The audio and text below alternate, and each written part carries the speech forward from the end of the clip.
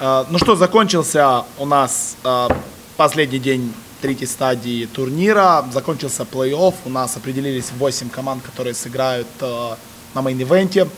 В Кей-арене на протяжении фактически 7 игровых дней для вас работало огромное количество людей. Был у нас сначала wildcard, 4 дня группового этапа, переигровки, 2 дня плей-офф, много чего было интересного. Ну и я вот мы здесь с Лешей раз уже засели, наверное, вот пообщаемся именно про последнюю стадию, про вчерашний день, про сегодняшний, буквально там по пару слов скажем по каждому матчу и разберем же, что пошло не так, кого пошло не так. Чтобы опять-таки вам было удобнее, я думаю, в виде аннотации мы добавим ссылочки на воды, на матчи, у вас будет 3 дня как раз, чтобы посмотреть, если вы вдруг проспали или просмотрели игры, которые мы комментировали. Ну вот, начинаем с вчерашнего дня. Вчерашняя сетка начиналась с матча. Да, американская надежда, LGD Liquid. Матч закончился счетом 2-0. Ссылочки на воды, я думаю, вот здесь вот добавят. Но вот что не пошло у Джимми и друзей. Почему не получилось сделать того, что сделали в прошлом году, переиграть LGD, не посетив топ-8? На мой взгляд, LGD очень сильно подсобрались, то есть группу они тоже начинали очень неуверенно, там 0-4 они, по-моему, шли и выиграли у Arrow первую игру, то есть мы их буквально издевались, хоронили, да, в образном я комментировал смысле. как раз игру LGD Arrow, мы там ржали с ластом плотности. Мы делали прогноз на 6 команд, которые вылетают по ходу, по окончанию группового этапа, LGD там были, то есть мы в них не верили. И ребята очень серьезно подсобрались и начали удивлять. Я, если честно, не помню пики, какие были, но я помню, что они начали, по-моему, Трента брали LGD, давили, да, они брали Трента, они давили, они немножечко поменяли все-таки концепцию, там, не стали заморачиваться по поводу вот сейчас этого мейнстрима, там, разоров, думов, каких-то вайдов, тайтхантеров. Они пикали свою доту, и, в принципе, у них это получилось.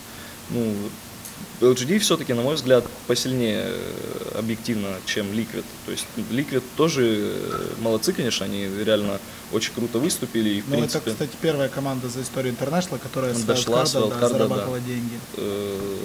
Молодцы, но все-таки, мне кажется, по уровню игры, по скиллу они не вывозят LGD, и, в принципе, случилось то, что должно было случиться. Да, очень жаль, конечно, что мы не увидим в Кей-арене еще одну американскую команду, потому что, Cloud9 не совсем американцы, да, ЕГЭ есть, ЕГЭ это ЕГЭ, но опять-таки там есть швед, канадец, такое. А что американская команда не будет играть, вот в прошлом году за Liquid очень сильно болели. Ну, посмотрим, как будет на этот раз без Liquid. В любом случае, прошли дальше LGD, но споткнулись они в матче второго раунда плей-офф о Cloud9, счет 2-1, довольно веселые были матчи. Я, скажу честно, я смотрел эти матчи одним глазом, потому что параллельно шел финал чемпионата мира по футболу, и у нас тут аргентинская и немецкая диаспора повела в ближайший бар, но ты эти игры смотрел, и как получилось так, что вот Envy, кстати, ссылочки на эти матчи, я думаю, тоже здесь добавят. Почему LGD смогли осилить Liquid, но не смогли осилить Envy? Они отдали им в одной из игр их ультимативную, по-моему, вот эту вот короночку. Обузную короночку. И, в принципе, мы там после пика сразу сказали все нашей огромной студии аналитики, что ничего не светит тут в LGD, потому что реально очень обузная эта тема, и, в принципе, она контрится баном визажа. Все. Но почему-то ребята заигнорили и отдали. Ну, это, кстати, на заметочку Нави надо взять, потому что будет очень обидно. Я думаю, что они подготовятся в любом случае к C9. Немножечко с Дэнди пообщались сегодня, он сказал, что не только этим могут удивить C9, то есть они знают больше даже, чем мы, даже больше, чем наша студия аналитики от C9. Я тоже так думаю, но мы им еще напишем свою какую-то ноту, информации про Cloud9 и так далее. Вообще, что делать с Cloud9? Вот Cloud9 выиграли LGD, да, а после этого они просто со счетом 0-2 проиграли УДК, причем вторая карта была там 11 минут. Да, там Envy откровенно начудила, я не знаю, вряд ли это была заготовка какой-то C9.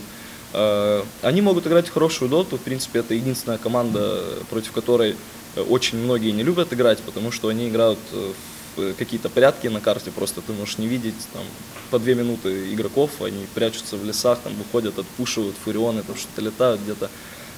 Неприятный такой у них довольно стиль, но игроки по скиллу, в принципе, все хорошие. Если сравнивать с С Нави, мне кажется, не настолько они хороши. Ну, если сравнить с теми же ликвидами, например. Но именно командная игра у них на очень хорошем уровне, и у них есть свой стиль, который, в принципе, работает. Так что...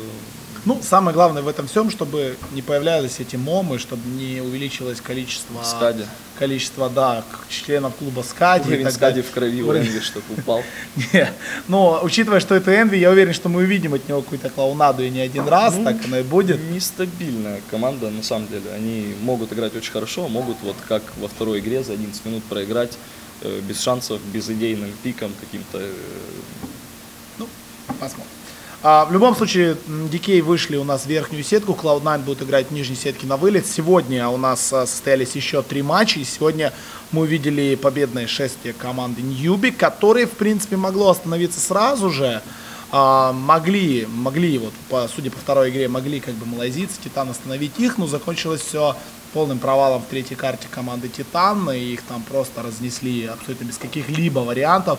Плакали у нас здесь в коридоре Хайо и Нет, очень расстроенный Матех, человек, который всегда улыбается, и ну вот Титаны, вот чего им не хватило? Это та самая игра, где Медведь стоял в миде, по-моему, да, третья? Титан? Да. Она? Ну, там мы обсудили тоже, что пик был, в принципе, хороший у Титанов. Точно ли это были Титан? Там был Тайтхантер, Шейкер, Патман, Медведь и Тинкер, по-моему. Нет, это ты говоришь уже про игру IG против Newbie IG, да. Да. Блин, ну очень много игр я сегодня посмотрел, просто я уже немножечко поплавил. С Титанами, когда их там тоже задавили, там при счете 18-0 первый фраг сделали, там или что-то типа того, когда они на хайграунд их там давили и так далее. Но суть в том, что особо не заморачиваться, да, это было очень давно, это было уже часов в 9 назад. Утром, мы с 8 утра просто в студии тут и посмотрели огромное количество матчей. Мы уже здесь что неделю отдыхаем, чтобы вы понимали, так что не все нормально. Суть в том, что да, что Титаны показали на второй карте, что они могут, хоть я их и, да многие их считали фаворитами, что Newbie показывали себя, в принципе, как и в ситуации с LG во время группового этапа, довольно пассивно, они играли довольно странную игру, ну и, если честно, там вот не верилось мне абсолютно в то, что у Newbie получится. Newbie, проиграв у Нави, вообще попали в переигровки, и у Newbie там, ну, они вообще могли, как бы, да, остаться без плей-оффа и уйти, там, имея 30 тысяч долларов в кармане или 20 тысяч долларов, так как там сделали все европейские команды. Но в итоге Newbie собрались, Newbie выиграли у Титан против Нави. Ну, по поводу матча с Нави, я думаю, разговаривать нечего. Вы можете посмотреть этот матч, я думаю, опять-таки ссылочки на эту игру сейчас здесь добавят. Первая игра еще более-менее, вот игры против Нави я хорошо помню от Newbie. В первой игре Пупей немного начудил с пиком саппортов, там были Тренд и Висп. Которые стояли на месте, Висп плюс пиком. Ну, не то чтобы стояли, они, в принципе, что-то пытались сделать, но там набор героев был такой у Newbie, что там Виверу, что могут сделать Висп с Трентом, например. И они пытались выходить в мид, а там Шейкер тут же это все дело прикрывал. Ну, там много чего было в первой игре забавного. Ну, вторая это вообще, то есть, без комментариев. Там ну, просто... опять-таки, мы сегодня вот тут теннис, ребятки, играли, мы просто элементарная информация, чего не хватает Нави, явно, по моему мнению, да, что вот элементарная информация, которую тоже сегодня озвучивал НС, что в этом году и с учетом Интернешнла, когда Нави пикают Разора, у них там 28% винрейт, а когда Разор играет против них, то у Нави 75% винрейт. Это элементарная статистика, и зачем переть против нее, ну, мода, не мода. Тот же Дэнди, ты правильно сказал, он соглашается, сказал, что... не нравится людям играть с этим героем. Герой, которого берут Нави, вот, всегда Нави как пикает, у них есть какая-то general idea, то есть у них есть какой-то план на игру. Когда берется Разор, плана нет. То есть есть Разор, потому что это крутой герой, что с ним делать, не совсем понятно. Ну, опять-таки, над этим должен работать, не знаю, аналитический отдел команды Нави, в конце концов, у них есть тренер, у них есть капитан, у них есть менеджер, у них есть владелец, у них есть там много людей, поэтому я думаю, что у них 3 дня, за 3 дня надо понять, что к чему и перейти к чему-то общему. Ну, по поводу матча IG и Newbie, опять-таки, можно пару слов сказать, ссылочки на матчи, я думаю, вы увидите сейчас на своем экране. 1-1, вторая игра там была в одну калитку, третья игра на 16-й минуте Леша мне сказал: Влад, пошли уже записывать ревью дня. Я вот прям, можешь повторить свой спич, который ты вот сказал в эфире и который ты сказал мне на 18-й минуте матча IG против Newbie.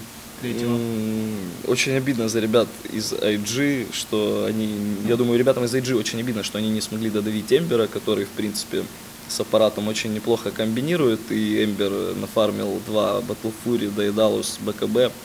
и все это дело как бы закончилось появлением этих итемов. Жалко ребят из AG, ну вот так Да. вот. Ну, вот, собственно, действительно, в полном серьезе Соло предложил пойти вот эту вот фразу сказать, когда шла 18-я минута, когда первый Battle Fury только начинала появляться с персеверанса.